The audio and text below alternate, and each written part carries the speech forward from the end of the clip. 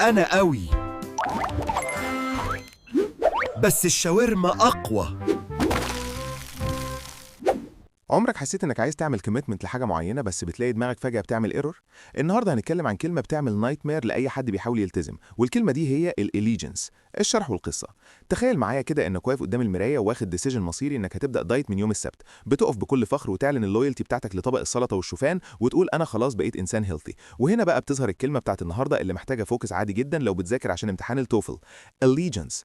كلمة allegiance يا شباب مش مجرد فوكابولاري عادي بنحفظه، دي معناها الولاء الثابت والانتماء القوي. يعني المفروض يكون عندك allegiance للهدف بتاعك وما تضعفش قدام اي تمتيشن في طريقك. بس فجأة تلاقي الموبايل بيرن وصاحبك بيعمل لك انفيتيشن على شاورما اكسترا تومية او حواوشي متغرق جبنة.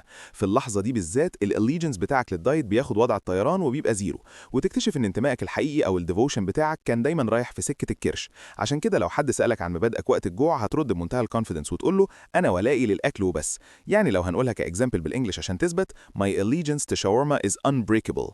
وعشان نقفل السكور صح في الامتحان لازم ناخد بالنا من تريكايه جرافر في السريع. الكلمه دي دايما بتحب تمشي وهي لازقه في البريبوزيشن اللي هو to، يعني بنقول allegiance to كذا. اياك تستخدم اي حرف جر تاني عشان ما تعملش ديزاستر في الورقه. زي ما بنقول مثلا he pledged allegiance to his favorite team، حتى لو الفريق ده بيجيب له الضغط كل ماتش.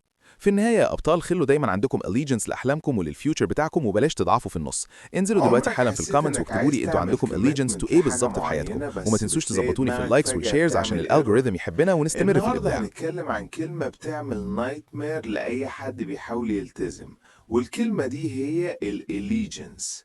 الشرح والقصة: تخيل معايا كده انك واقف قدام المراية واخد ديسيجن مصيري انك هتبدأ دايت من يوم السبت، بتقف بكل فخر وتعلن اللويالتي بتاعتك لطبق السلطة والشوفان وتقول انا خلاص بقيت انسان هيلثي. وهنا بقى بتظهر الكلمة بتاعت النهاردة اللي محتاجة فوكس عادي جدا لو بتذاكر عشان امتحان التوفل: allegiance. كلمة allegiance يا شباب مش مجرد فوكابولاري عادي بنحفظه، دي معناها الولاء الثابت والانتماء القوي. يعني المفروض يكون عندك allegiance للهدف بتاعك وما تضعفش قدام أي temptation في طريقك. بس فجأة تلاقي الموبايل بيرن وصاحبك بيعمل لك invitation على شاورما اكسترا تومية أو حواوشي متغرق جبنة. في اللحظة دي بالذات الاليجنس بتاعك للدايت بياخد وضع الطيران وبيبقى زيرو، وتكتشف ان انتمائك الحقيقي او الديفوشن بتاعك كان دايما رايح في سكة الكرش. عشان كده لو حد سألك عن مبادئك وقت الجوع هترد بمنتهى الكونفيدنس وتقوله انا ولائي للاكل وبس. يعني لو هنقولها كإكزامبل بالإنجلش عشان تثبت: My allegiance to shawarma is unbreakable.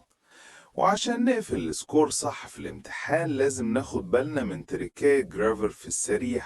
الكلمة دي دايما بتحب تمشي وهي لازقة في البريبوزيشن اللي هو to، يعني بنقول allegiance to كذا. إياك تستخدم أي حرف جر تاني عشان ما تعملش ديزاستر في الورقة. زي ما بنقول مثلا he pledged allegiance to his favorite team، حتى لو الفريق ده بيجيب له الضغط كل ماتش. في النهاية يا أبطال، خلوا دايما عندكم allegiance لأحلامكم وللفيوتشر بتاعكم وبلاش تضعفوا في النص. انزلوا دلوقتي حالا في الكومنتس واكتبوا لي انتوا عندكم allegiance to ايه بالظبط في حياتكم، وما تنسوش تظبطوني في اللايكس والشيرز عشان الالجوريثم يحبنا ونستمر في الإبداع.